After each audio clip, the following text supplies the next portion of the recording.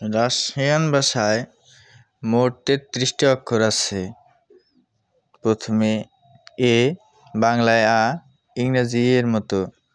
তারপরে বে, বাংলায় বে, ইংরেজি বি এর মতো। তারপর আছে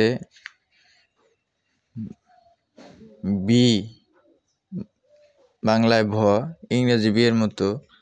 তারপর আছে গ, ইংরেজি জি।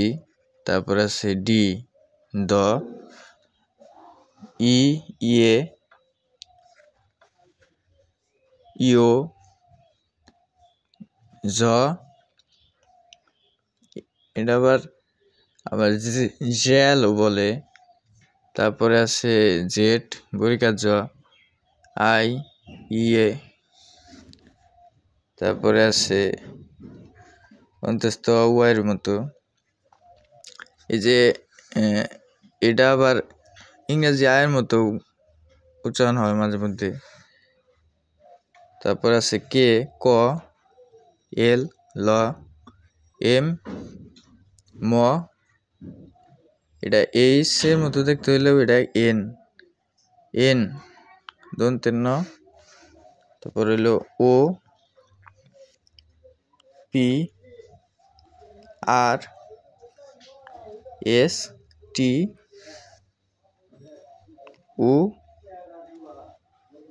F, x.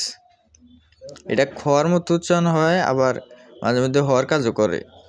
তারপর আছে ছ, তারপরে আছে চ, তারপরে তালিবস্য, স্বচ্ছ, কঠিন চিহ্ন। এটা যে শব্দের সাথে থাকে ওই শব্দ আরো গলার গভীর থেকে কঠিন করে উচ্চারণ করতে হয়। আর এটা হলো গলার গভীর থেকে, মানে ভিতর থেকে আরবি অক্ষর যেমনি উচ্চারণ করতে হয় ওই রকম। তারপরে এটা হলো নরম করে। তারপরে আছে এ, তারপরে উ, তারপরে ইয়া।